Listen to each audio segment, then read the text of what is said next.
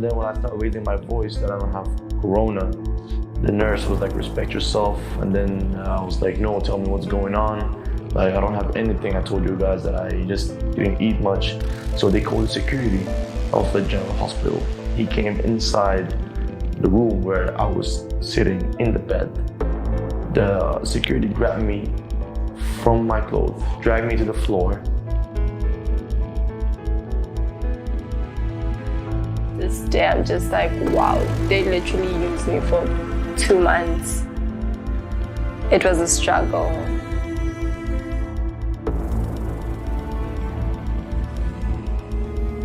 And that's when his boot was in my face, his hand was in my face. This place was purple. My eyes from here and here was, the inside was red. And as you can see, I have here the too. Yeah, that's from his boot.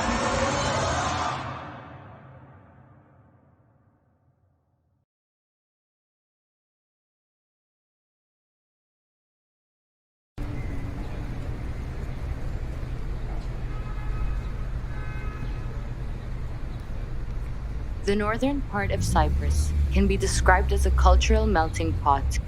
A walk through the old city of Nicosia would reveal an assortment of landmarks and historic monuments that show an eclectic fusion of cultures throughout the years. This island has been a place where cultures, civilization, societies, and people mix, resulting in a unique island and land that few other places on Earth can match.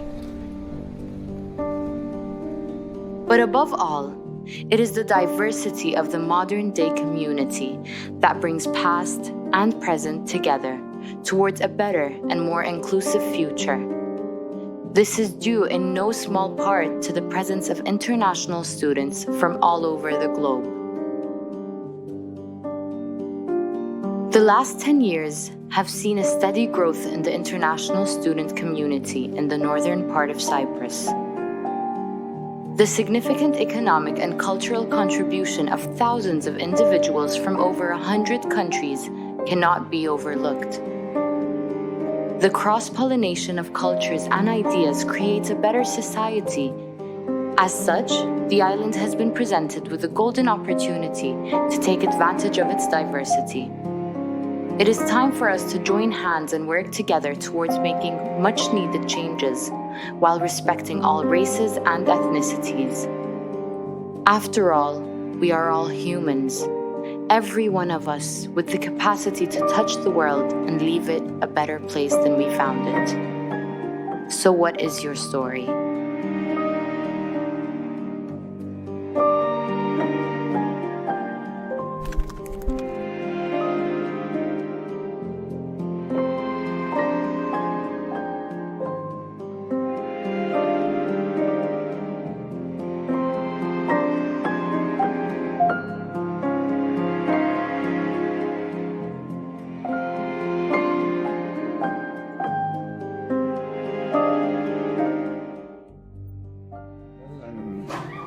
I'm one of the shop owners in Mausakale Passage.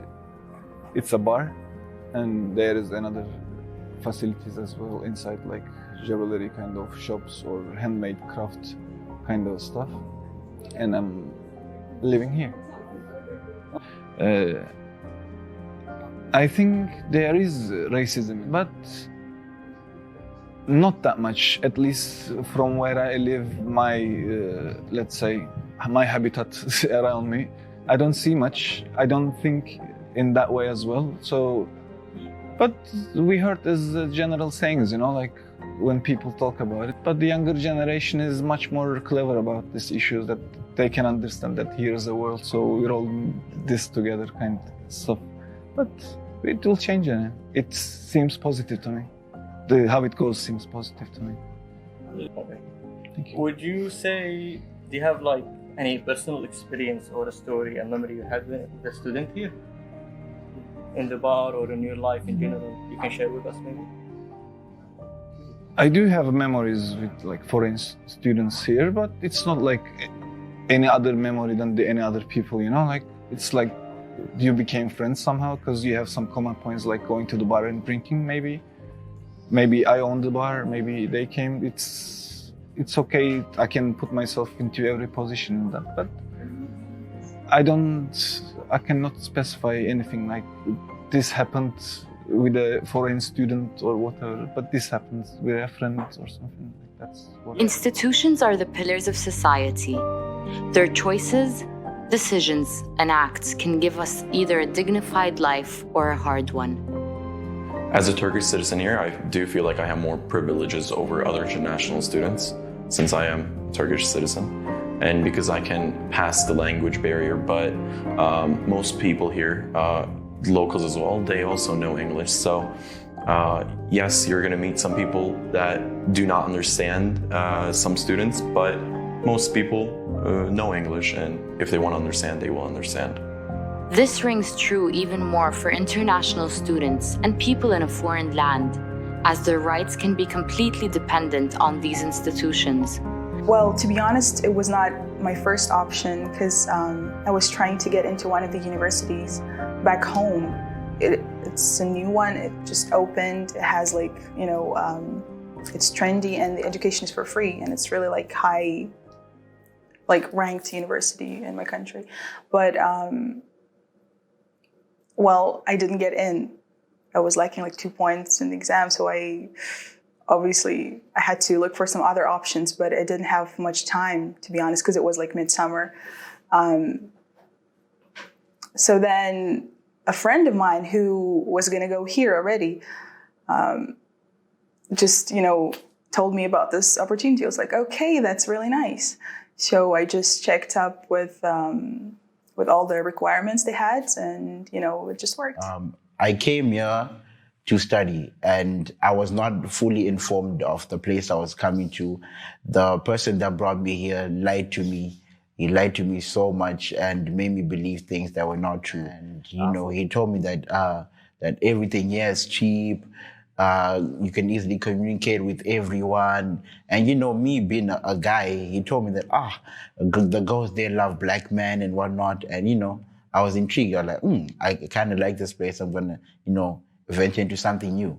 And he told me that houses are cheap, but for some reason he kept on wanting me to go into the dorms. And I kept on insisting not to go into the dorms because I didn't want to be in dorm for my first semester. But when my dad came, he convinced my dad that dorm was what's best for me. And when I got to dorm, I'd pre-booked a dorm for myself, a single person dorm. So when I got here, I went to the international office and I was registering. I registered. So there was a miscommunication. The person that was behind me got my room, and I was then forced to go into a 4-person dorm. So when I went to the dorm, I realized that it was a 4-person dorm, and I went back because when I opened the door, got into the room, the first thing I saw was a black, hairy man coming down off a bunk bed. And I was like, I am definitely not staying here. I went back to the international office and I told them, please find me another room, up until they sent me to a 2-person room. And that 2-person room, it was substandard from what I had seen online and the pictures of the rooms I was being showed by my agent. Okay, in terms of schooling here, I would say in my department, it's kind of okay in the sense that, they tend to be strict in what they want from students. There's this very strong need for perfection, especially in architecture. So they kind of push you to almost beyond your limits. In the sense that I noticed even in the department, when the lecturers are trying to communicate or trying to teach, they tend to explain more in Turkish than in English. It's even they explain in Iranian as well. So in Farsi, sorry. So you see someone explaining for like 30 minutes in Turkish, maybe 10 minutes in Iranian, and they will tell you in English, or in summary, what I was trying to say was, and he talks for like 2 minutes, and you're like, okay, I know that this explanation was way more than this, but we just have to. Uluslararası öğrencilerle ilgili unutulmayacak çok fazla anım var. Çünkü çok fazla değer verdiğim, çok yakın olduğum insanlar var uluslararası öğrenciler arasında. O nedenle çok özel anılarım var onlarla. Ama tabii ki dostluk, arkadaşlık penceresi dışında uluslararası öğrenciler perspektifinden bakarsak benim için unutulmaz anılar daha çok onların kültürlerini, yaşam tarzlarını, dünyaya bakış açılarını paylaştığımız anlar. Unutulmaz anlar diye tanımlayabileceğim. Çünkü onların kültürlerine, yaşamlarına, onlar için dünyanın nasıl olduğuna tanık olmak bende çok güzel duygular uyandırıyor.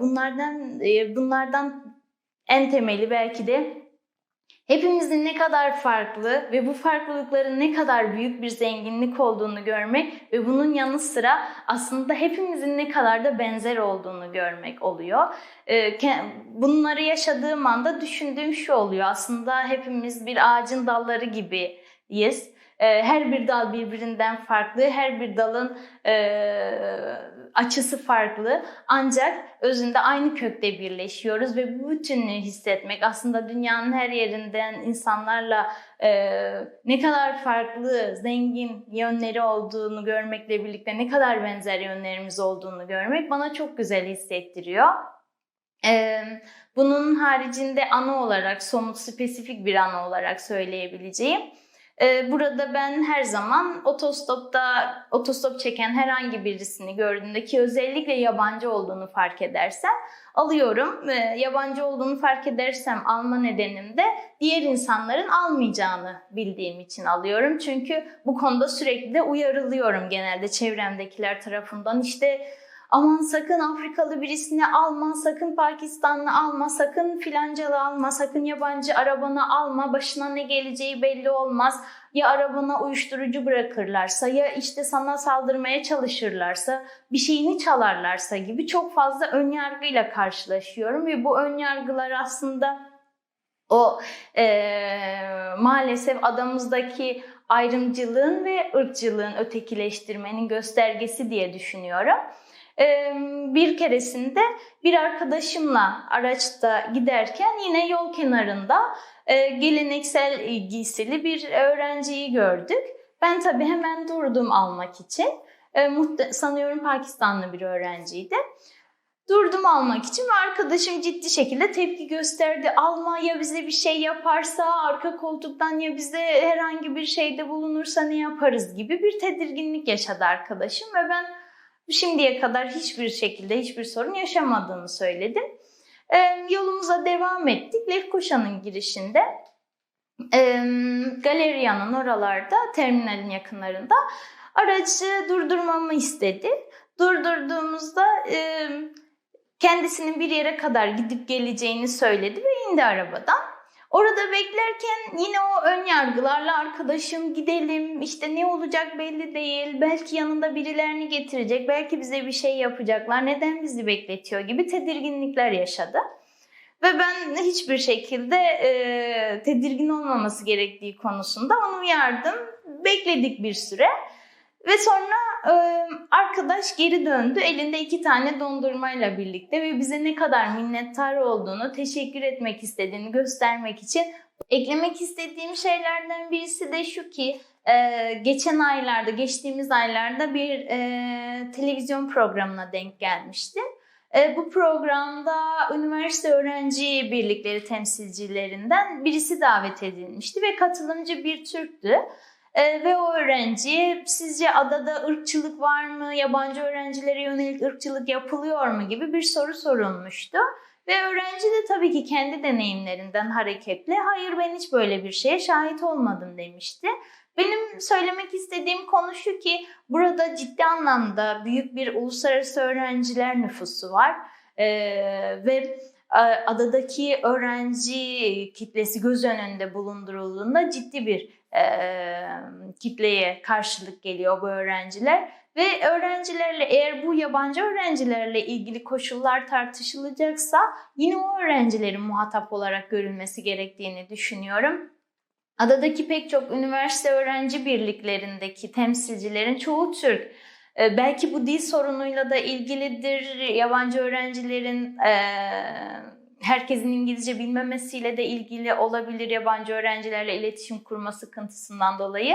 Ancak eğer onlarla ilgili bir konu konuşulacaksa, onların sorunları, problemleriyle ilgili bir konu konuşulacaksa, yabancı öğrencilerin adadaki koşullarının ne olduğuyla ilgili bir konu konuşulacaksa, yine o öğrencilerin muhatap alınması gerektiğini düşünüyorum.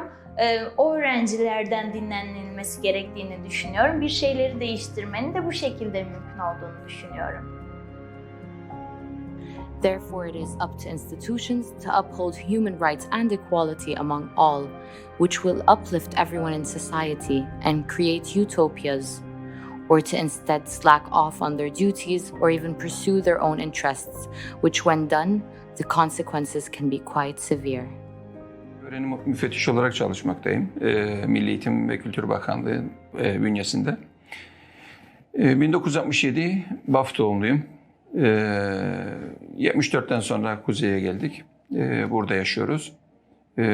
Esas ailem, anne babam, herkes Kıbrıs doğumlu ve büyüğüm.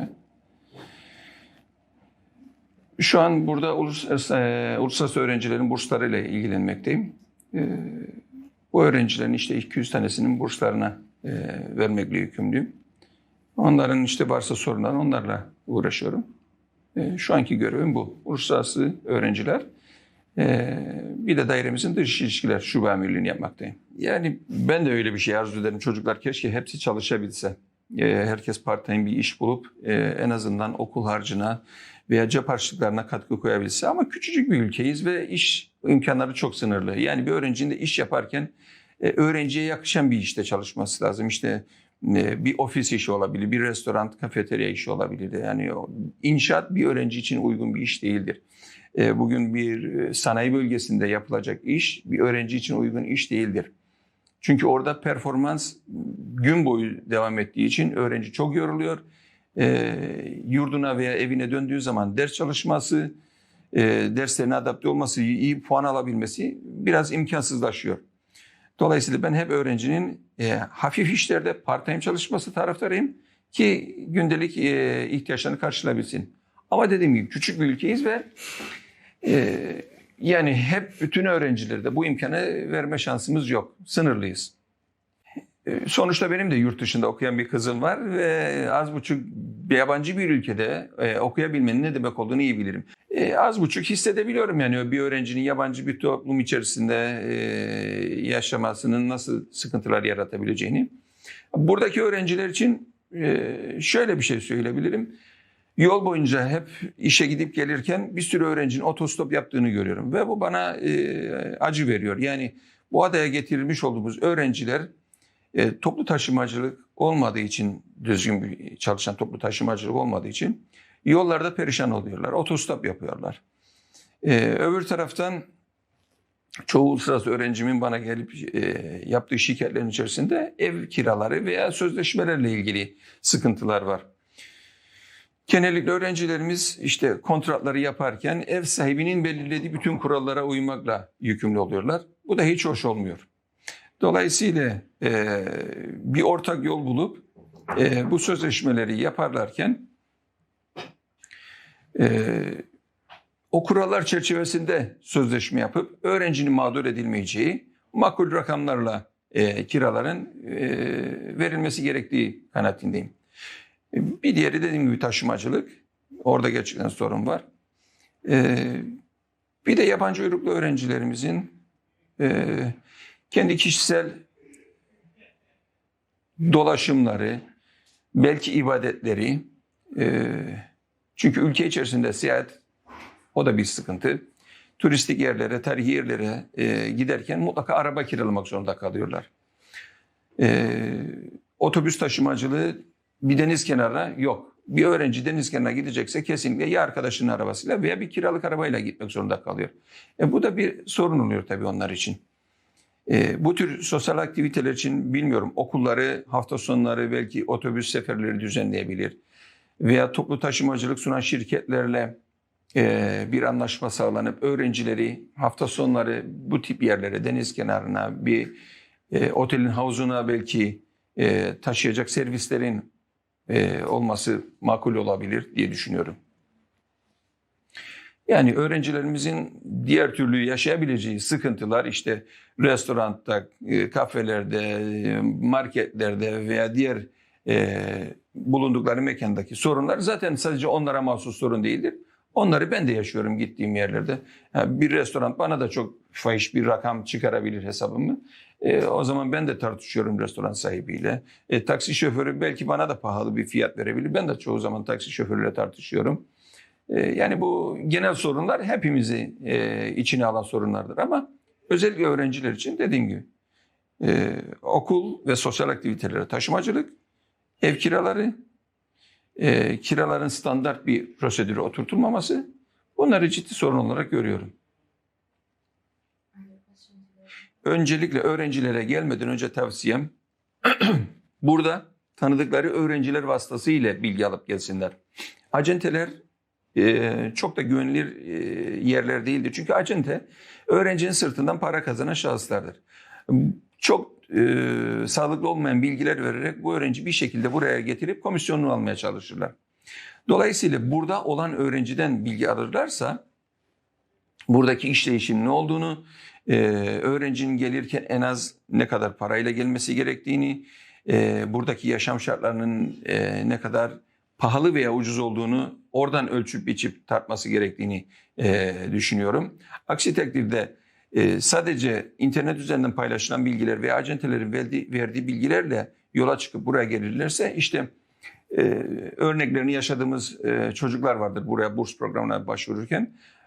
Kendi hikayelerini anlatırlar. Derler ki işte beni filan acente getirdi, buraya bıraktı. Bana dedi ki part-time iş bulacağım. Hem çalışıp hem okuyacağım ama maalesef geldiğim zaman ne iş bulabildim, ne okulumu finanse edecek herhangi bir para getirdim. Dolayısıyla şu an sokaktayım veya caminin gösterdiği bir odada kalmaktayım. Bunlar da hoş şeyler değildir. Yani öğrencinin bir şekilde buraya getirtilip mağdur edilmesi hoş değildir. Gerekiyorsa üniversitenin danışmanlarıyla veya international ofisiyle bağlantı kurup buraya gelsinler ve gerçekten sağlıklı bilgi elde edip gelsinler. Aksi takdirde kulaktan dolma sadece bir acentenin lafıyla yola çıkar gelirlerse işte ve ondan sonra caminin göstereceği bir odada kalmak zorunda kalırlar. Veya bir başka öğrencim, Yemenli bir öğrencim, acentenin getirip buraya bıraktığı ve 5 parasız kaldığı günleri anlatan bir öğrencim bana şöyle anlatmıştı. 5 parasız bir odada, baraka gibi bir odada kalmak zorundayım hocam. Lütfen elimden tutun, gidecek, sığınacak bir yerim yok, kapım yok. Lütfen bu scholarship programdan yararlanmazsam kesinlikle borç para bulup geri ülkeme dönmek zorunda kalacağım. Ve Yemen'de savaş var, lütfen beni geri göndermeyin dedi. Yani o gün benim yüreğim parçalandı adeta. Bir şekilde komisyon üyeleriyle irtibat kurdum. Başvurusunu komisyona götürdüm. İşte kabul edilmesi için elimden geleni yaptım. Sağ olsun burs komisyonumuz da duyarsız kalmadı ve o bursu verdi. O çocuğun ne kadar başarılı oluyor. Şu an en son lisans mezuniyeti son dönem 4.00'la dönemini tamamladı. Ve benim gurur kaynağım oldu. Komisyon üyelerine şimdi söylüyorum. Gördünüz mü bu çocuğa bu bursu verdik ama şu an derecesi 4.00 ve master bursu için de bize tekrar geri başvurmuş durumdadır. Tabii ki elimden geleni yapmak zorundayım. Bu çocuğun tekrardan bursa devam edebilmesi için elimden geleni yapmak zorundayım. Çünkü böyle iyi çocukları kaybetmememiz lazım. Şu an savaş ortamı bulunan bir ülkeye tekrar geri gönderirsem belki de o almış olduğu eğitimi bir kurşunla sıfırlamış olabilirim. Dolayısıyla şu an bir dönem daha burada kalsın. Belki master bursundan yararlanır da master'ı da okursa 2 yıl sonra ortamın yatıştığı bir ülkeye göndermek benim için daha hayırlı ve öğrenci açısından da daha iyi olur diye düşünüyorum. So maybe as someone who's pretty active within the social community here, I've realized that there are so many problems that students face in the area that we're in. They can go from gender-based issues to housing issues, working issues, and so on, especially within the different institutions. But, I mean, it's a beautiful environment. The place is nice. The people are nice. It just has so much potential, but we see that this potential is not being brought out in the best way possible. And it breaks your heart when you see that so many people around you can be helpless, can feel lost, can feel suffocated sometimes by all the things that they go through. And you can't even help them in the best way possible. I came here because it was a better opportunity for me, because my country, it has hard living, where life there is so hard and the poverty and universities are not good. When I heard about this university and the ranking of the world rank, that's when I had the chance to come here. I was experienced with institutional discrimination in this island when it comes to racial, when it comes to my skin, where I'm from, when it comes to the language barrier, when it comes to me as a student, because as I know, like, people in this island, they don't like students much because they do a lot of trouble. So they stereotype me as same as them, rather than thinking of there might be someone different. But most of these people in this island, they actually judge other people, especially students, when it comes to stereotyping, as all the same. The first incident for me here in this island that shifted my life, it was in the beginning of the Corona pandemic, around March. As everyone knows, that countries were suffering with money and like living standards and everything. My father had hard times to send me money, so I been broke for like a week. So I was really hungry when I was going down out from my dorm. And then because I didn't eat, I fainted. I fall down the floor. The ambulance came. They thought that I have corona. They took me to the general hospital. That's where the nurses and the doctors there, they were treating me differently. They were spraying things in my eye and they're like, wake up, do you feel any of this? And I was telling them that, I don't have corona. I just fainted like normally because of hunger. I don't have food. And so then they start talking in Turkish, and then I was telling them, like, speak in English so I can understand what's going on here. What is this? What is this? And they all start laughing. And then at some point I raised my voice because they still continued to talk in Turkish, where there's this word that right now I forgot about, but there's this word that it's kind of racist, I guess. Because when I asked about it, because it was not only one nurse, it was two of them actually, a man and then a female, male and female was saying it. And then when I started raising my voice that I don't have corona, the nurse was like, respect yourself. And then I was like, no, tell me what's going on. Like, I don't have anything. I told you guys that I just didn't eat much. So they called the security of the general hospital. He came inside the room where I was sitting in the bed. The security grabbed me from my clothes, dragged me to the floor. I didn't have the energy to stand up because still, like, my body was drowsy and dizzy. But even though at that time I was just speaking and looking, like opening my eyes. So he pulled me down from the bed and dragged me all the way from the hall in front of the people until the security office. And then that's when his boot was in my face, his hand was in my face. This place was purple. My eyes from here and here was, the inside was red. And as you can see, I have here the tooth. Yeah, that's from his boot. And that was the first incident, like, he just broke my tooth. And then from there, the police officers came. And then I was telling them, like, I didn't do anything. And the police officer realized that, okay, why would they do that to this guy? Because he realized that I was beaten already, When I went to the police station, I just sit there for like 10 minutes. The officer came. I think he felt like kind of a sympathy towards me. Give me coffee, this, and then he's like telling me, I'm sorry, it's okay, it happens. And then he drive me back to the dorm. And I thought that I'm gonna have a court. And then I was telling them, like, I want to raise a complaint about this. And they're like, don't worry, I will do it, and this and this. Like, all right, okay. And then when he dropped me back to the dorm, I was stressed for like 2 months. I thought that I'm gonna have a court. And then I realized that the case didn't even reach the police station. They just buried it because they already knew that they did much trouble. And I don't know how I'm gonna get this back, but you know, that's why I joined VOIS, so I can have my rights. My second incident, you know, as the first incident and second, both of them are police brutality and, or let's say, injustice.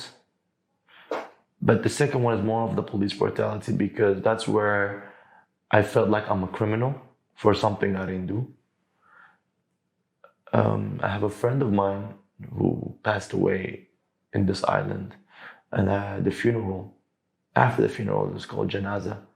I don't know how to say it in English, but it's where the friends come, the family comes, if there's family, they all come, and then they just, you know, they read the Bible or the Quran, they pray for him.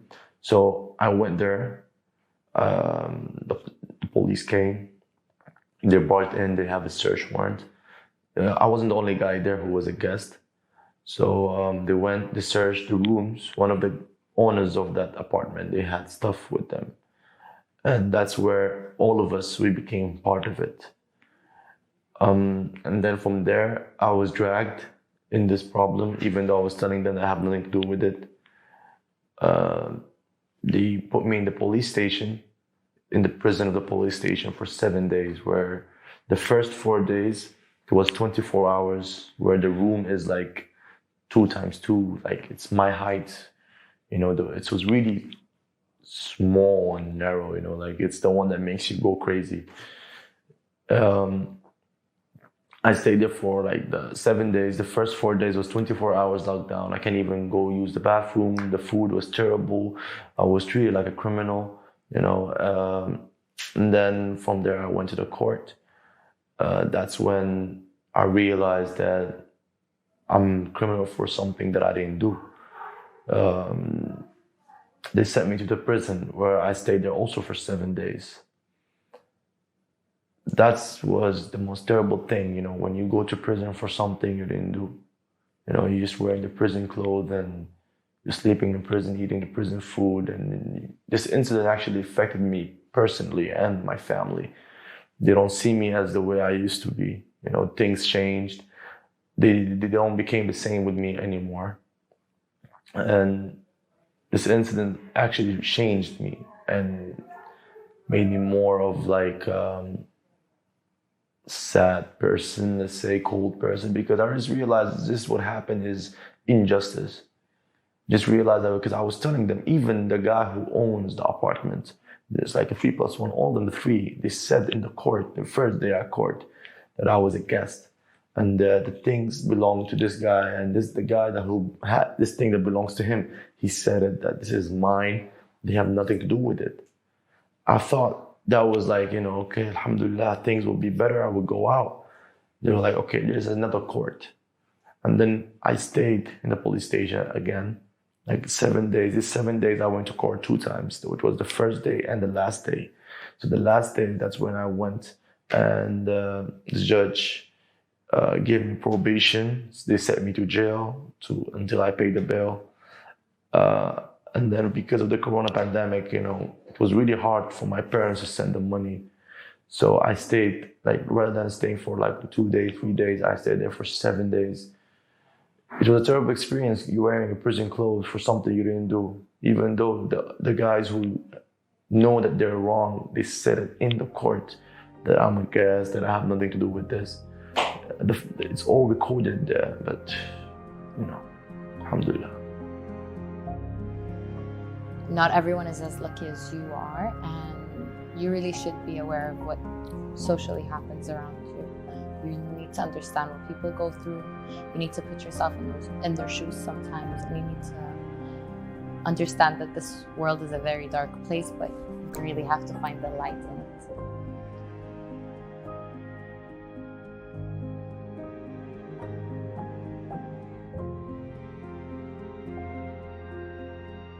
As we pursue equality and inclusiveness, gender issues cannot be ignored.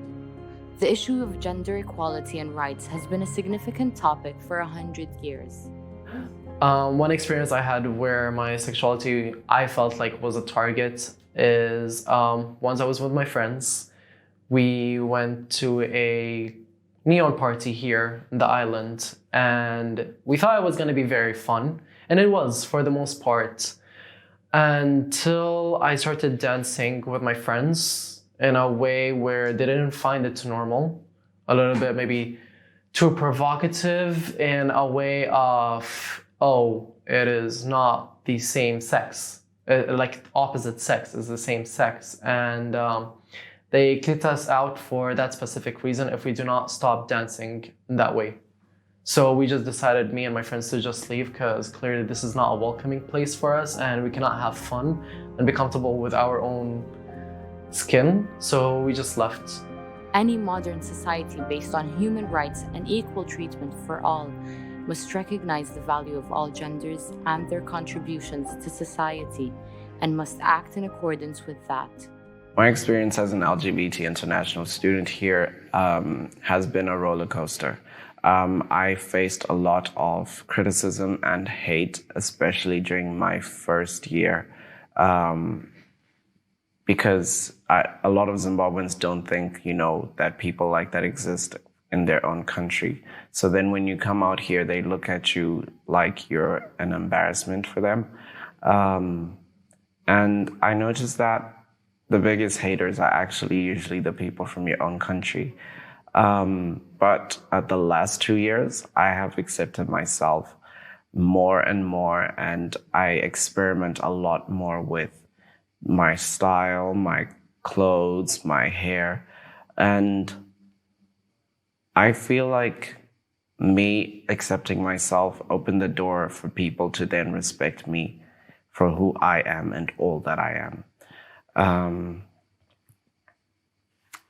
There's good people and there's those who just don't like you for who you are. But that's okay, because not everyone's going to like you, and that's just how the world is.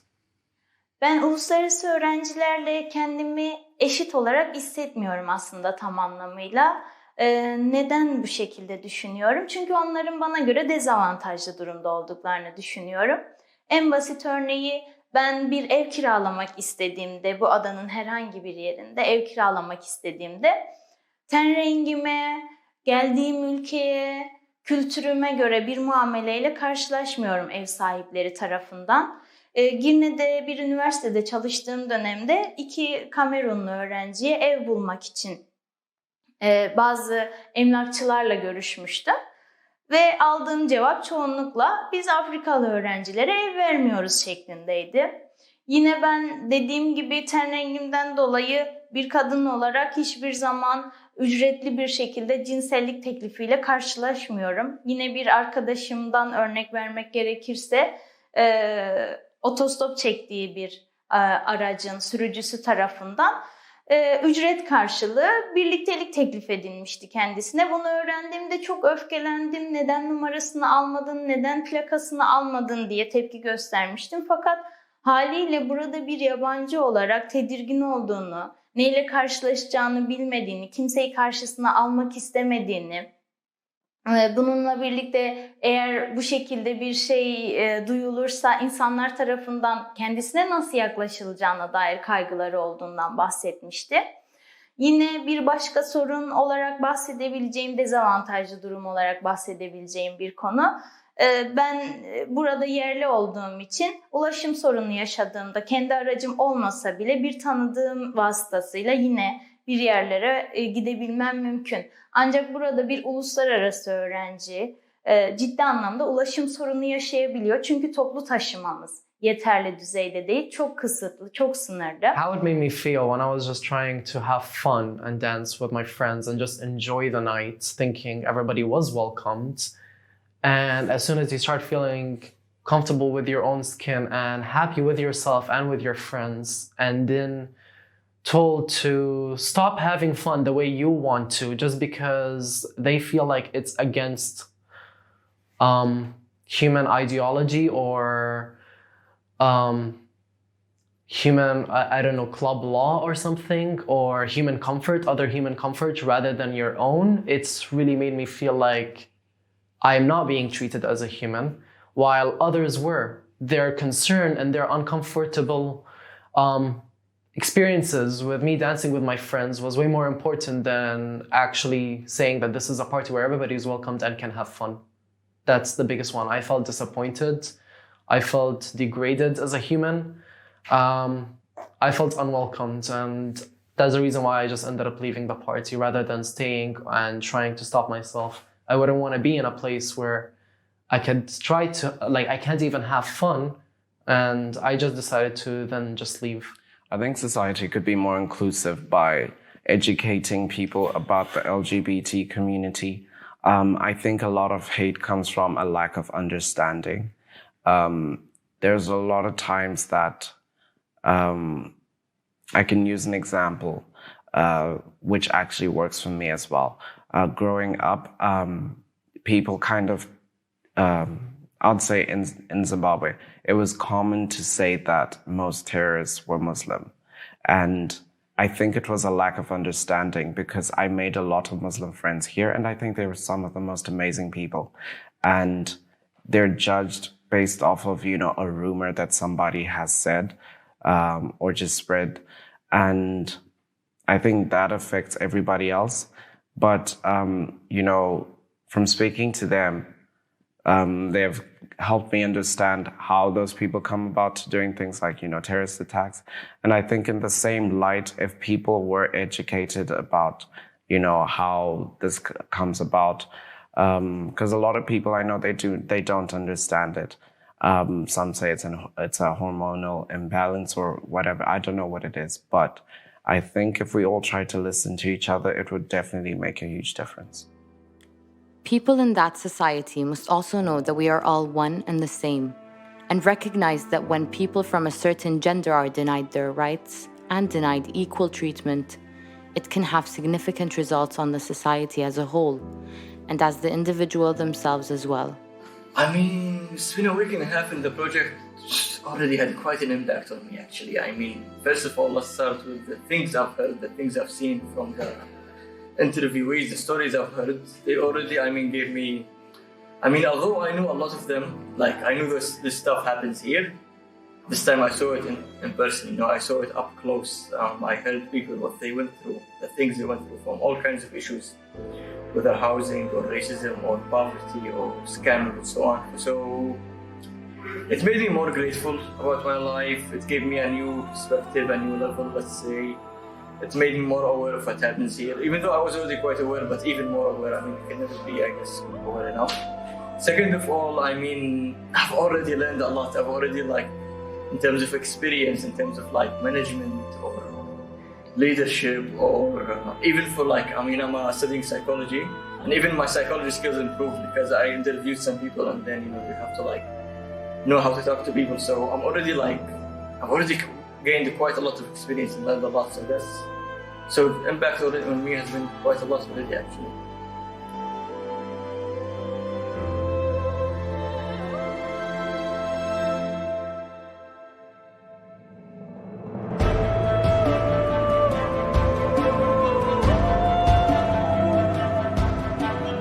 Well, I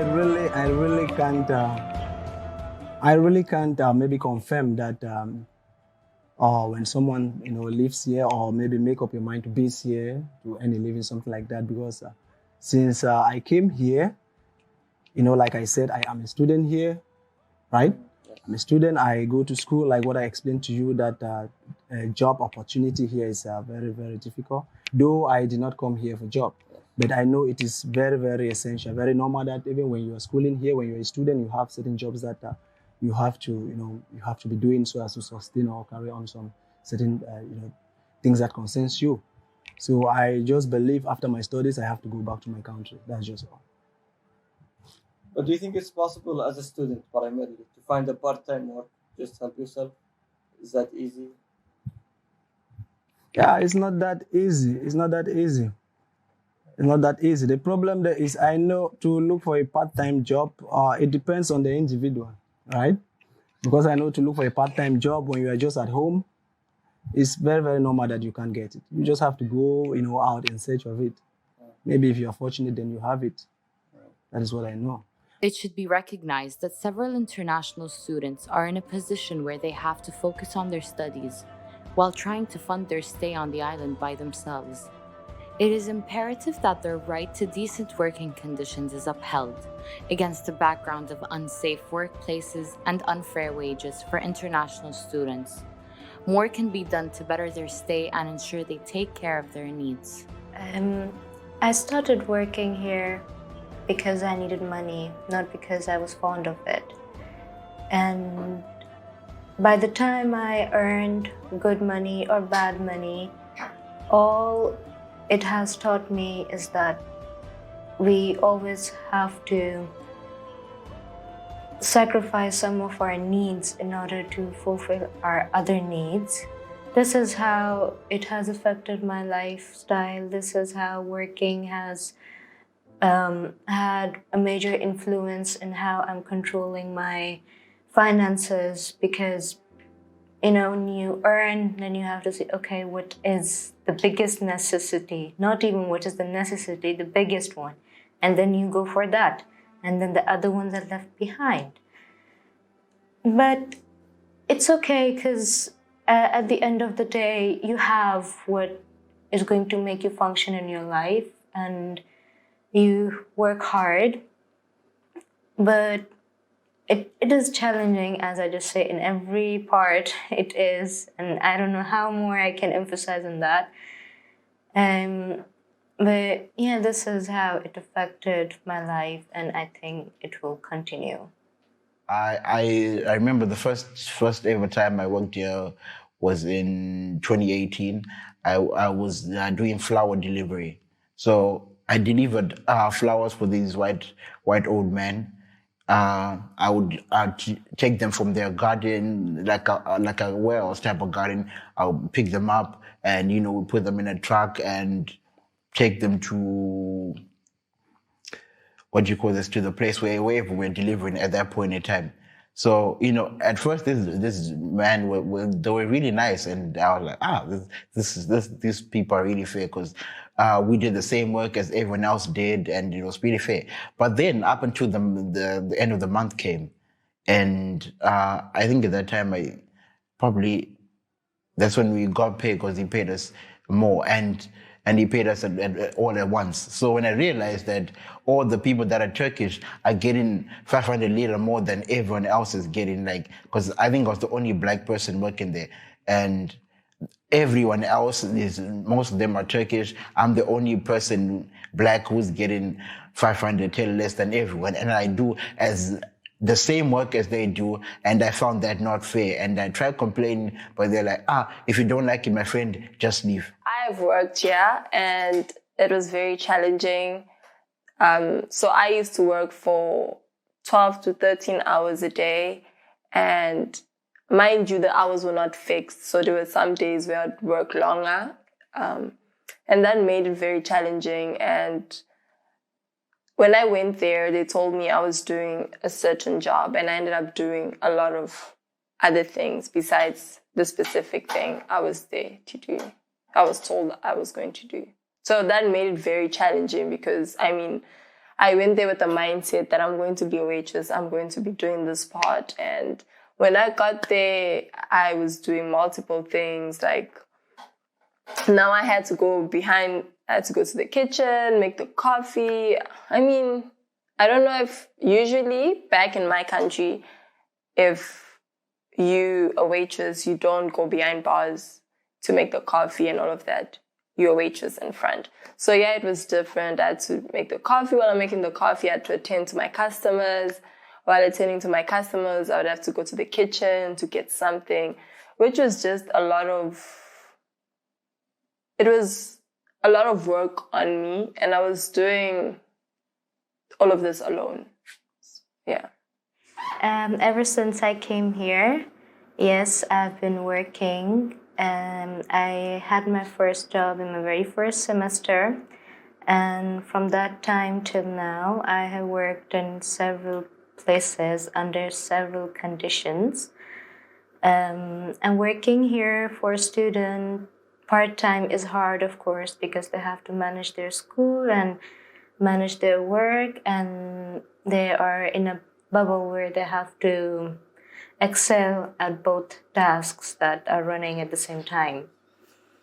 It is hard, but I think that every student should work part-time. That is the only way, in my opinion, that they can learn what real life is and how hard and challenging it can be. So it got to a point where I just couldn't deal with all the disrespect that was happening there, the mistreating. So I gave them a 2 weeks notice to tell them that I couldn't work there anymore. I thought I was being nice by telling them that, but the owner didn't take it lightly. He got mad. He told me, "You'll make sure I don't get a job in this place." And I was like, wow, that is not nice of you to say. But anyways, it is what it is. So the next time I went back to work, I found 4 new workers, 4 new waitresses. So I was a waitress. I found 4 new waitresses. And I think that got to me because first of all, they were a different race from me. I was black, they were white. So that was number one. I was just like, wow, okay. I can't say anything about this. So I went ahead and I asked one of my co-workers. I was like, why are there so many new faces here? And she was like, it's because you said you were going to quit. So they decided to get new workers. And for me, it was just also all of this time they've been taking advantage of me because I've literally been doing the work they're doing by myself alone, and they never said anything. I told them multiple times that it was a lot of work. Mind you, at some point, these people used to take me home. At some point, I started hitchhiking back home. It wasn't easy because you get into so many strange people's cars, and it's quite scary sometimes because, I mean, you're so tired from work. You've been there for 13 hours. You just want to get home. You can't even walk anymore. So you just go with it. I just found it so unfair. I felt used. The fact that they were 4 workers doing exactly the same work I was doing, mind you, the place wasn't even as full as before. It wasn't as busy as it was before when I started working. So I think that just got to me. I think that actually pushed me to want to leave the place even more. I didn't even think twice now before leaving the place and giving it another try because I just felt like, so now if I tell them I want to stay, they will tell these 4 workers to leave because they're aware that the same amount they're paying me alone, now they have to double 4 times it by 4 to pay other people. If they can save the 3, why not hire me? Don't know if that makes sense, but I think that just up to this day, I'm just like, wow, they literally used me for 2 months. It was a struggle. Finding a job here, especially for international students, is not quite easy because wherever the international student, for me, when I went to look for a job, they would just ask me if I speak Turkish. And before I could just say that yes or no, they would just say that, okay, fine, we'll just call you. And some places they would just not even hear you and they would let you go like that. It is hard for international students because, they have to face the biggest challenge, that is language barrier. But now that I have worked here, I think it is not really the language barrier. It just depends on who they want to hire. And when they see somebody from not this place, they would, of course, have some ideas of not giving them the chance. We realized one day when we were going home that there was this lady that was, I think she was from Kazakhstan or something like that. She was complaining on the bus Like she was really pissed. Like she had a hard day and the work was so hard. And it was funny because the whole boss laughed because they knew that all she was doing all day was serving tea. So someone just asked playfully, like, why are you complaining? Like, you're getting $8.50 for just serving tea. We are getting $8.50 for tending to the horses or walking at the beach or walking in the swimming pool. And she was like, $8.50? No, she's not getting $8.50. She's getting $1,500. And the whole boss gasped, like, $1,500, are you sure? And she was like, yeah, that's what she was being paid. Even the receptionist is getting 3,000 tele.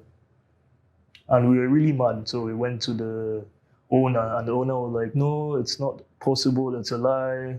That he really wants to know the person who's lied about the price to him. And we were like, no, don't worry. I just told him that if he wasn't going to increase the salary to $1,500, then I wasn't going to work. So that was the day I stopped working in the hotel. Sometimes you don't get paid. Sometimes you're not allowed to eat at break time because probably the amount of work they gave you at that time was more than what you could do in the period of time allocated. So most times they give you something worth 2 hours and they give you like 1 hour to do it. So they will tell you, oh, you can't have your break now. Finish it first, then have your food later. And most times you go to the canteen after you've done your work and they tell you, sorry, the food is finished, wait till closing. So obviously you know that by that time that you're not eating for that day. And so one very bad experience I had was, okay, they all know that Africans or students, let's not even generalize Africans now, students in general need more money. So they promised that if we worked double shifts, that's 16-hour shift, you'll get double the money. So we did it, and I'll never forget that day because they were having a concert of like 5,000 people. So they needed extra hands, obviously, and they wanted us to like go to the store and clean the extra forks and cutleries and all that.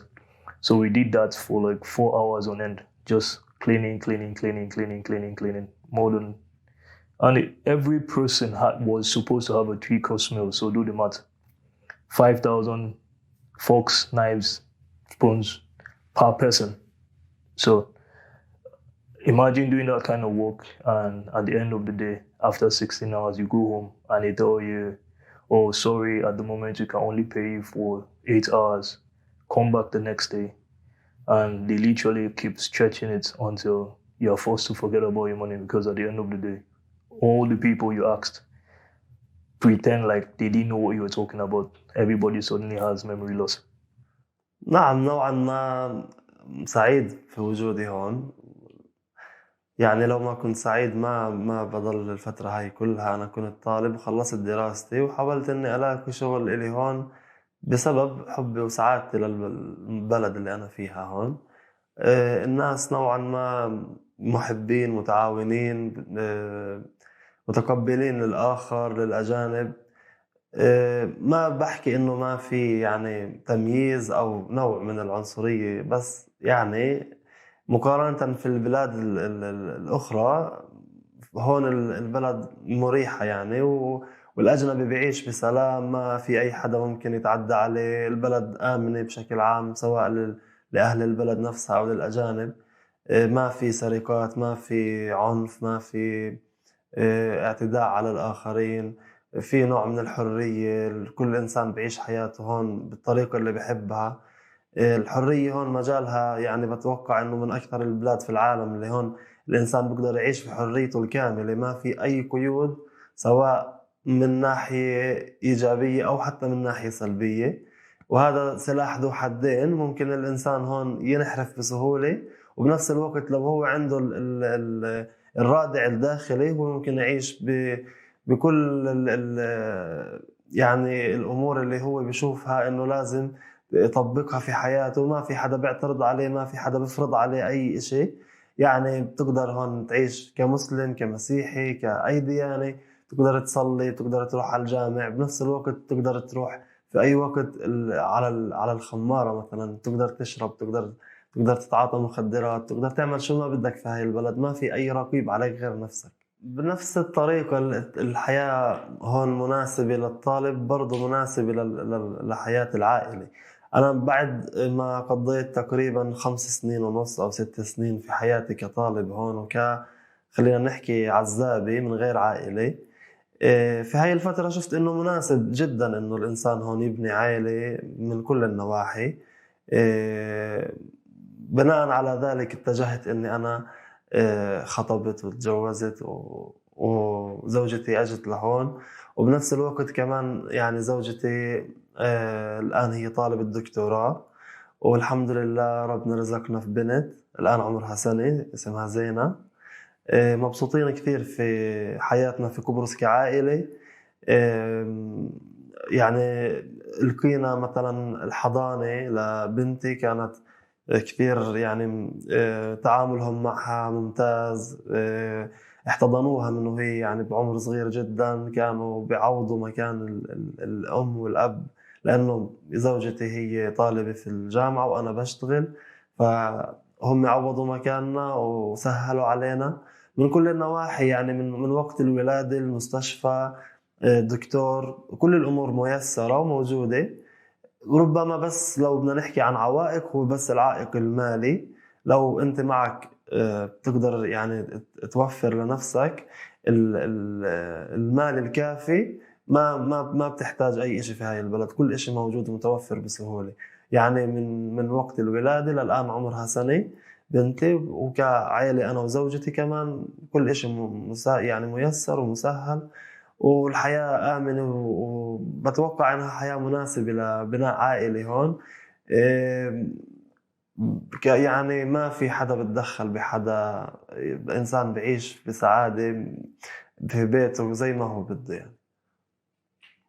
بالنسبة للحقوق العمال هون موجود، يعني في إجباري إنه كل مشغل كمثلا بالنسبة لي كمطعم إجباري إني أنا أدفع تأمين لكل عامل عندي في المطعم شهريا تقريبا 1000 ليرة بالشهر. هاي بتضمن له حقوقه في المستقبل، وبنفس الوقت في تأمين صحي إجباري لكل عامل. نوعا ما مقارنة في وضع البلد هون ممتاز، حقوق العامل يعني مكفولة أحسن من كثير دول متقدمة ومعترف فيها أكثر من هون. برأيي إنه العامل منصف يعني في البلد هون، بس ربما المشغل يواجه مشاكل في هذا الصدد. يعني المشغل بصير التزاماته كبيرة، مع العلم إنه الدخل محدود. يعني السوق هو سوق طلاب، أسعار الوجبات هي محدودة، التزامات كثيرة لصاحب العمل. لما ينزاد عليها الحقوق العامل، وبنفس الوقت العامل بده حقوق وبده إيجار برضو يعني كويس، يعني بالنسبة له يكون كافي، فبصير ثقل على المشغل صاحب العمل. صراحة أنا للمرحلة اللي وصلت فيها مريت بمراحل كثير صعبة وتحديات. الحياة الطالب هون مش سهل إنه يشتغل، حتى لو اشتغل شغله ما بيكفيه كامل. يعني إذا ما في حد كأهل مسؤولين عنه بيصرفوا عليه بيساعدوا، ما في أي طالب في هاي البلد بيقدر إنه يشتغل ويوفر لنفسه السكن والمصروف وقسط الجامعة. لأنه يعني يا دوب الطالب لما يشتغل هون يوفر السكن، ما بكفي لقسط الجامعة أو لمصروف ولا للمجموع. أنا مريت في مراحل متعددة. يعني بلشت أنا أول ما أشتغل أخفف شوي عن أهلي، كانوا يبعثوا لي أهلي ويساعدوني في القسط مثلا، كنت أوفر سكني ومصروفي. بعد هيك تطورت في الشغل لحد ما صرت أنا صاحب عمل، يعني بطلت بحاجة لحدا يعينني من أهلي، أو يعني صار في عندي اكتفاء ذاتي. ولكن برأيي الدخل هون في البلد يعني غير منصف بالنسبة للدولار، لأنه لو رحت تدفع إيجار بيت بدك تدفعه في الدولار، لو بدك تدفع للجامعة كطالب تدفع في الدولار، لما بدك تشتغل بتاخد إيجارك في الليرة. ويعني الريت تبع الدولار على الليرة غير يعني منصف نهائيا. الأسعار في البلد جدا رخيصة. هذا من منظور صاحب مطعم. قبل ما أكون أنا صاحب مطعم، يعني كنت طالب، كنت أحكي إنه على إيش مثلا هاي السندويش حق 12 ليرة، على إيش هاي الوجبة 40 ليرة، إنه ليش. بس لما أنت تصير صاحب العمل وتشوف عن قرب التكاليف والمصروفات، تعرف إنه لا، يعني لسه رخيصة. يعني اللي أنا كنت أحكي عنها غالي، هي بنظر صاحب العمل هي وجبة خسرانة. يعني بس الواحد مثلا بيمسك سندويشته بحسب شو كلفت هاي السندويشة، خبزة وشوية دجاج وهيك، بس في مصروفات تانية كثيرة أكبر من الدجاج والخبزة. في إيجار عمال، في كهرباء، وفي مي، وفي إنترنت، وفي ضريبة، وفي كثير شغلات. حتى لما أنت كصاحب عمل تقعد تكتبها وتحسبها بتنسى أشياء منها. مصروفات كبيرة كثير جدا يعني، والزبون صعب يشعر فيها. بس برأيي هون لو نقارن الأسعار في هاي البلد مع البلاد الأخرى، جدا الأسعار طلابية ومناسبة ورخيصة، وهي أحيانا كثير بتكون ظالمة لصاحب العمل، خاصة المطاعم. ولو يعني نعمل إحصائية على المطاعم هون، بنلاقي إنه كثير مطاعم بتسكر وكثير مطاعم بتخسر بسبب إنه الأسعار غير مناسبة للمصروفات، أسعار منخفضة، في يعني حد بسبب إنه الزبائن هم طلاب وما يعني ما بقدر يرفع الأسعار. Do you think you have rights? Do you know what they are? Do you think they're respected by your boss? Come again? Do you have rights as a worker? So do you think you're being treated well at your job? Is your boss expecting you to think you're like an equal human being? Yeah, that is one of the problem that we are facing here. Like some of us are the students who are doing part-time jobs, we don't really have equal rights. Yeah, you know, there is this complaint that people usually give, and not only me. You know, like some of my friends who are also students here, they always complain about that also, that we don't have equal rights here. And I'm talking depending on what I have also experienced here. There's no equal right. Like there is this, you know, when working with these people, there is people do complain of that they do maltreat people in such a way that they are not supposed to do it, something like that. Like you work for somebody, even the payment is a very difficult task. For them to give you money is a difficult task. So I don't really know. So I don't know if, I don't know.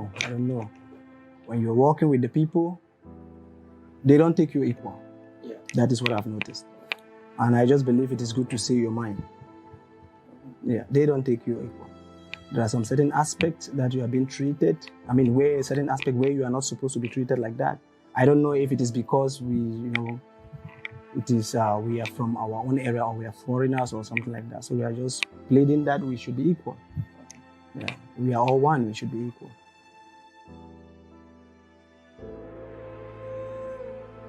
So let's start with how Corona affected the international student population, or the student population here in general. I mean, me personally, I've seen a lot of students who had like a 180-degree change in their lives due to Corona and the lockdown. I mean, the economic changes, some people got laid off from their works. It was their main source of income. Some people, it affected them mentally in a huge way. I think it's had a big change on the international students here in the northern part of Cyprus. What do you think? I mean, it's no big secret that the coronavirus, this pandemic, and rightly so called the pandemic, has had like a massive effect on the lives of foreign students here in in the northern part of Cyprus. To be fair, I mean, given our experience with students here, there's always been lots of challenges for students in the northern part of Cyprus. And I think that the pandemic just simply amplified these issues, because some of the support systems which they had pre the pandemic basically were non-existent during the pandemic. And support systems, I mean, self-support systems, for example, like students who could get jobs here and there, which enabled them to make some money to be able to have a decent life, or at least attempt to have a decent life. With the pandemic, these jobs were lost for many students, and And I mean, it has made many people to reconsider their stay here in the northern part of Cyprus. In fact, we've seen with the evacuations, the number of students who are leaving. Because, I mean, it is one thing staying here and going to school and working and trying to meet up with expenses. It's another thing just staying and studying and not working and not having any means of sustaining yourself. So I believe for many students, the choice is I'd rather go back home and do my studies online from home. I mean, why should I come and pay a house, stay out of my country, stay away from my family, and then have to withstand the emotional and psychological stress, the financial stress as well caused by the pandemic. Moving to a new country can exert a serious mental toll on anyone. Feelings of loneliness, culture shock, and anxiety can prove to be daunting. International students need all the help they can get to not succumb to depression. It is our collective duty to pay attention to the mental well-being of every student, seeing to it that there is equal access to mental health resources.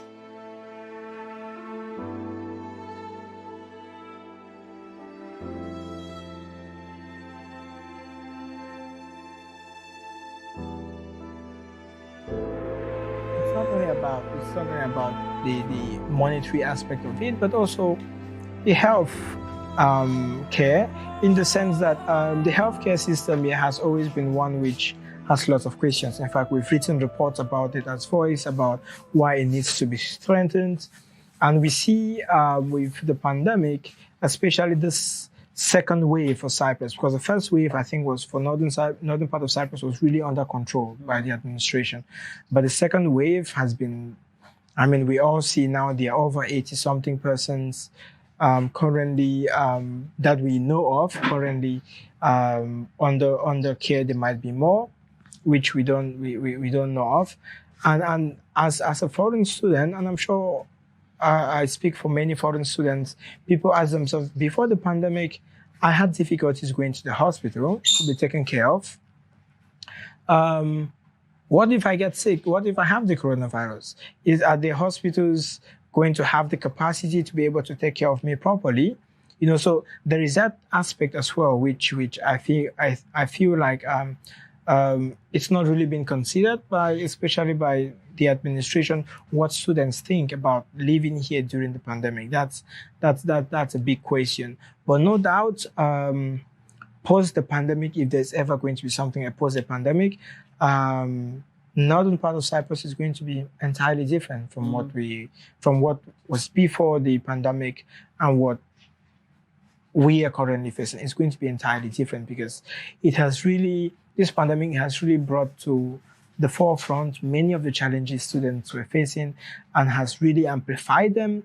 And we even see with the recent statements by the mother of this Nigerian student who unfortunately lost his life here. I mean, this happened, I think, sometime in November or December when he lost his life.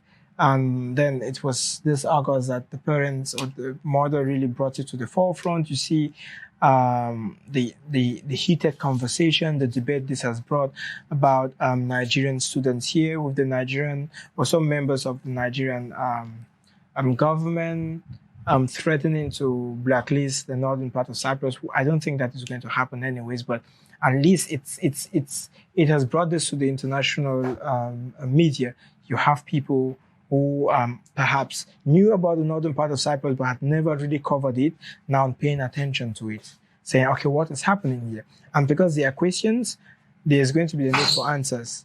And these answers is really going to shape, these answers, by the way, and by these answers, I mean how the administration responds to this, is really going to shape how the northern part of Cyprus is going to be in the future. I've definitely been through tough times mentally here.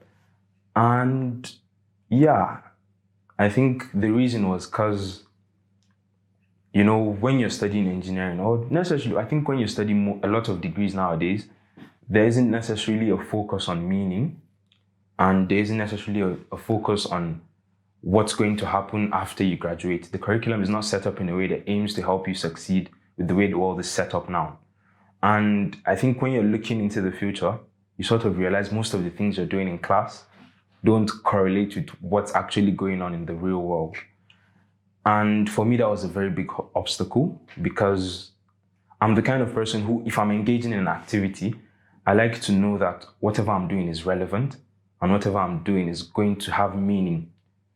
And imagine going to class, let's say, for about 20 plus hours a week, and you're doing things that are not necessarily going to help your future, and you can be doing better things with your time.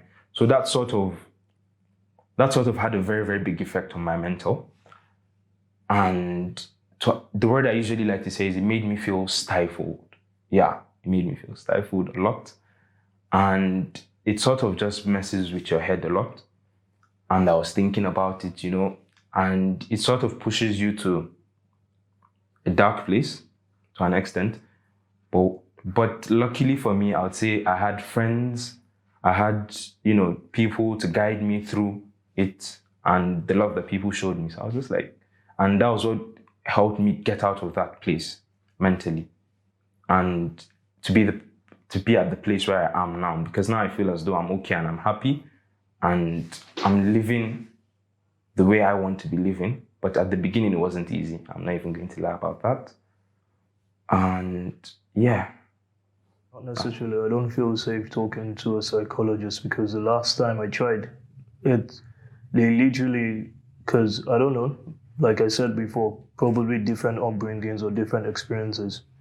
They looked at us like, oh, we were having this very hard life or something like that. When you try to explain, oh, back home, this was normal for us compared to the way people view things here. And you're looking at you like, oh, your life must have been very terrible or very hard. Rather than trying to listen and understand, they tend to listen and judge. So it wasn't really, not necessarily a nice experience, because most times it's, as an African, it's almost, you kind of feel weak even thinking of going to a psychologist. So imagine after fighting those battles personally, and you're like, okay, let me just see how this thing goes, and you go there and someone is looking at you like a lab rat, you wouldn't want to go back. The problem in this island when it comes to healthcare, when it comes to the hospitals, how they treat students, and how they react when it comes to students, they come to them. I lost 2 friends who went to the general hospital here in this island. One of them passed away in January. I can't say the names because, but I can tell you the incidents. Back in January, my friend passed away. He had diabetes. So sometimes diabetes make you dizzy. So they sent him to the general hospital. Rather than checking his blood and this, they gave him glucose, which is increase his level of sugar in his body. That leads to diabetic coma, where 3 days later he passed away. The other friend who passed away in May, this May, lack of ambulance. Where, have you ever seen an ambulance without a nurse, without even the machines? It's just a bed. My friend, suddenly his heart stopped. We called the ambulance. They were already more than 10 minutes late. And the ambulance came without a nurse, without no machines. I was even surprised. That's why I went to the general hospital after them. He also got in a coma, where he got brain damaged because the blood wasn't reaching the brain. He stayed in a coma for 5 to 6 days. And then he passed away. That's the problem when it comes to medical healthcare here. Even me, they thought that I had corona, and then they had to beat me up. I guess you can see here. They had to beat me up there, just because I was refusing, telling them that I don't have corona. That's the problem when it comes to the healthcare. Considering my mental health, The situations I have been in here, my mental health was affected. There was a time, it was for not long actually, just 2-3 months, that I was, I actually isolated myself. I wasn't speaking to anybody. I would just go to school and come back home. At that time, I didn't even have a job because it was just right after the summer in September. So I went to my friends to try talking, but then I could just see them having a great life where everything is okay and their expenses are being paid off, and I would just sit and think that why I cannot be like this. At those times I was letting all these odds affect me, and then I just thought maybe I could go to PDRAM to talk about it. I went to PDRAM. I had appointments every week, and she would ask me all these questions that I did not have answers to. But then I just told myself I have to be strong no matter what. I shouldn't be giving up like this or even being sad about these things, because if I think about everything over here, I signed up for this maybe, and there's a reason I'm here, or there's a reason I am in this environment. With time, I kept teaching myself that thing, and I don't even know. I just got better, or let's say maybe I got used to it, that I don't even feel the pain that's in my head.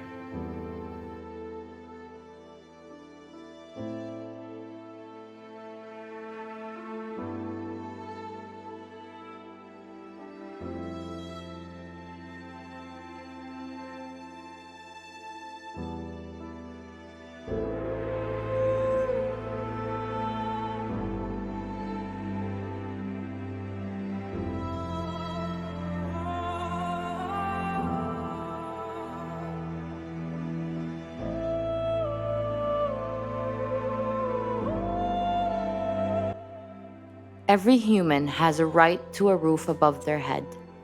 No one should be homeless or suffer maltreatment when it comes to housing in today's age and world, yet unfortunately it still happens. In order for a human being to be dignified, they must have a roof over their head, and it must be of good condition. They must be assured that their housing treatment will not depend on their race. Their rights as a tenant must be upheld, and rules and regulations must be put in place on landlords to prevent abuse. Only then can a society claim to be well developed in the housing sector and offer its people a good standard of living.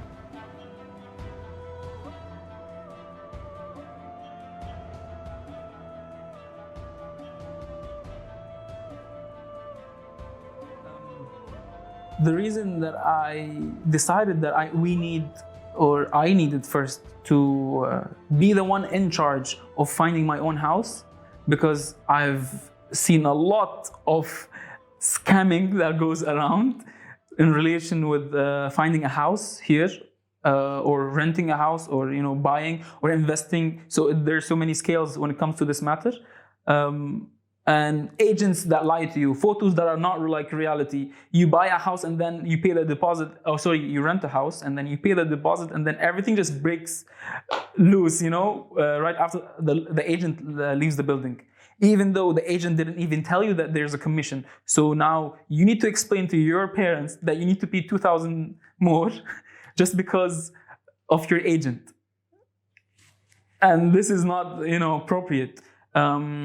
And not just that, so many different issues that comes with finding a house as well, and how it's all independent. Actually, there's no rule or a platform that is professional enough with the services that shows okay, this is what we have, this is what we can offer, this is what we stand by till the end of the road with you, plus after. What happens after I get the house or rent the house or buy the house, this is more important because I'm gonna be living there for a year, 2, or for the rest of my life.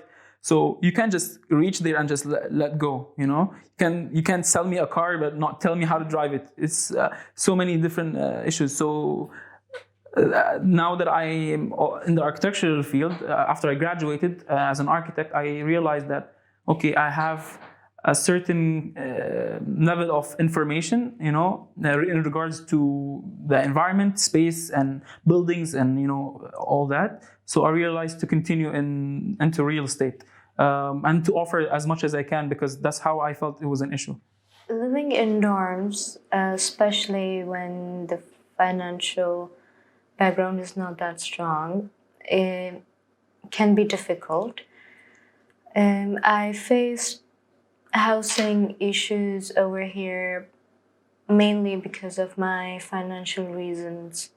The place I was living at, they needed certain amount of money by the certain time and I couldn't pay it.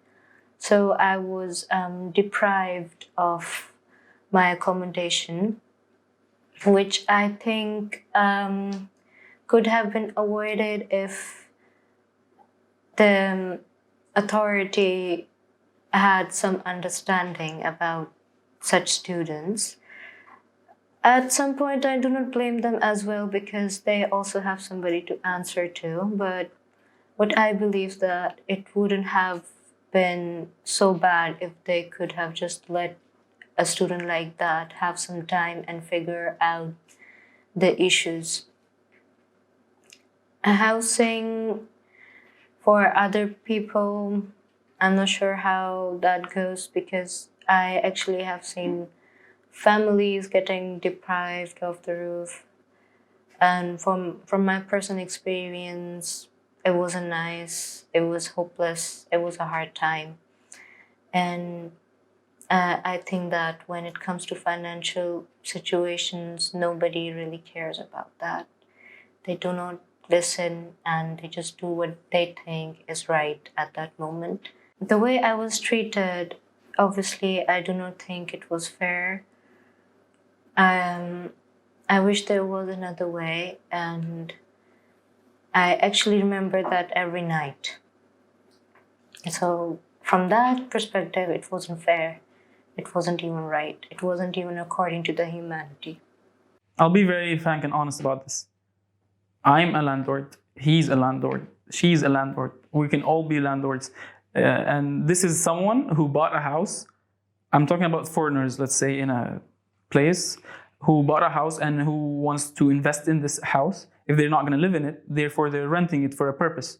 And all they need is good care.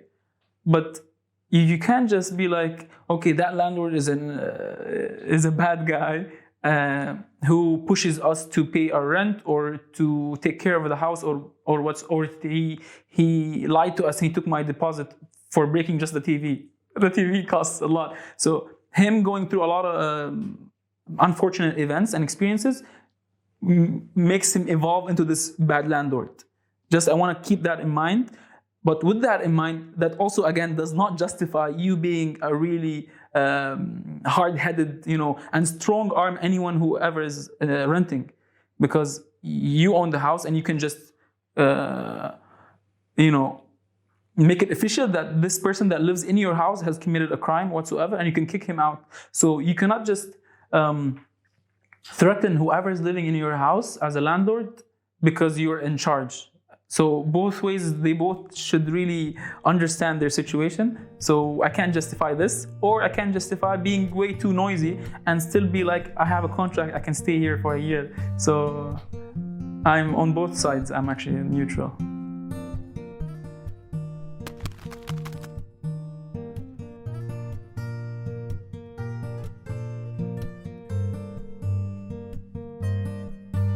When I think about the northern part of Cyprus, I think about those beautiful beaches.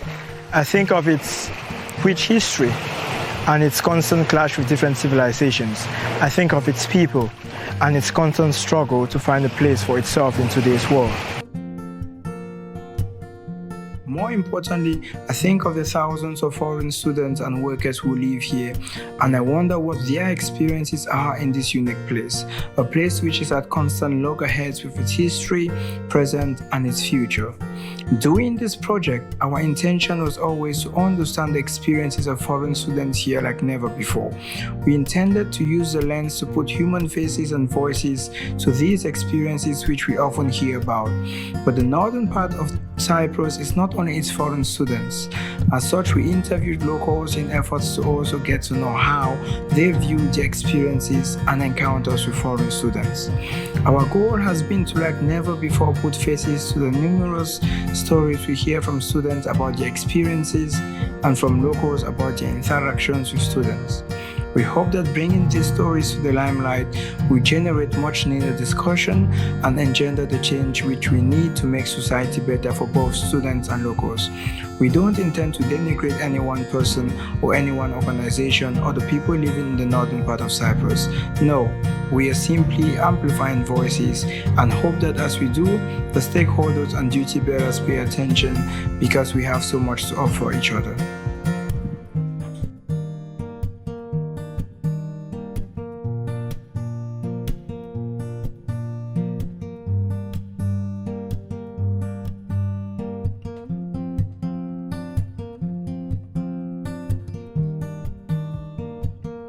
You could give a message to maybe potential students that plan on coming here, what would you say? I would say that, what would I say to those who want to come here? Well, guys, it's beautiful, first of all. It's beautiful when it comes to like nature, like sights, everything. It's amazing, breathtaking. I just want people who are in the same situation as I am, that they can come to me or anybody else or to the people who are around me right now, and they can talk to them and they can share their experiences. They shouldn't feel that they are not a part of this place. They are, and actually such people are making a journey that in the future days will be used as examples. For all the students who are suffering with anxiety, suffering with all of this, patience, pray, wait, and anxiety will help you love yourself more. You know, even though you can be stressed about yourself, about your health, it makes you more aware to your health, more aware to yourself. So don't think that you're different. Don't think that you are going crazy. But you know, just understand that patience, and inshallah everything will be okay.